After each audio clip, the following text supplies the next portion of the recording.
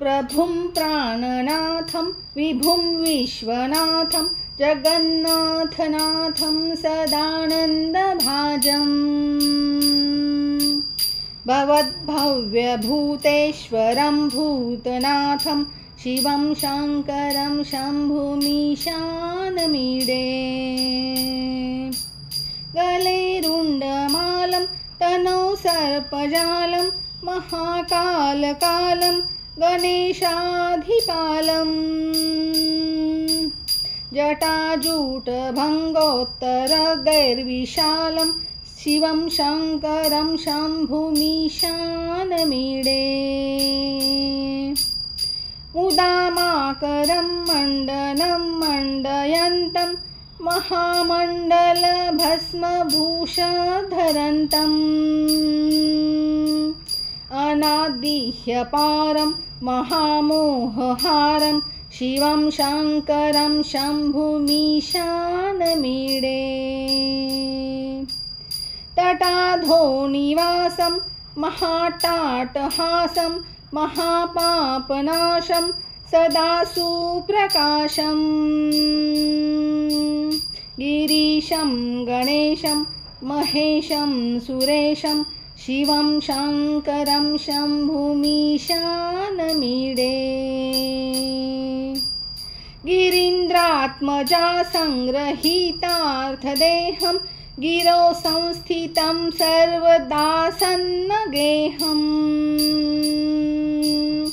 परब्रह्म ब्रह्मादिभिर्वन्द्यमानं शिवं शङ्करं शम्भुमीशानमीडे कपालं त्रिशूलं कराभ्यां दधानं पदाम्भोजग्राम्य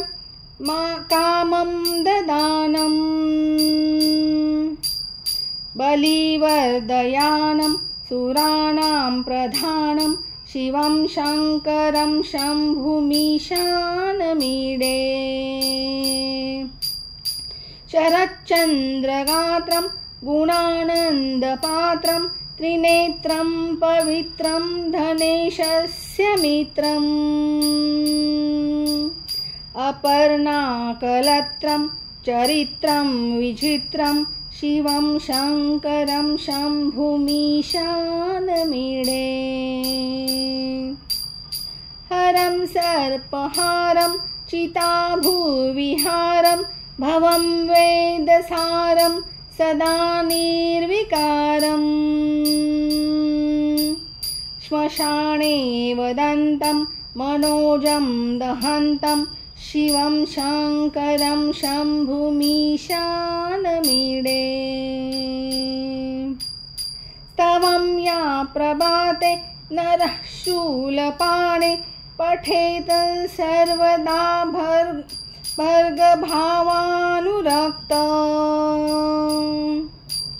सपुत्रं धनं धान्यमित्रं कळत्रं विचित्रं समासाद्य मोक्षं प्रयाति इति श्री शिवाष्टकम्। धन्यवाद।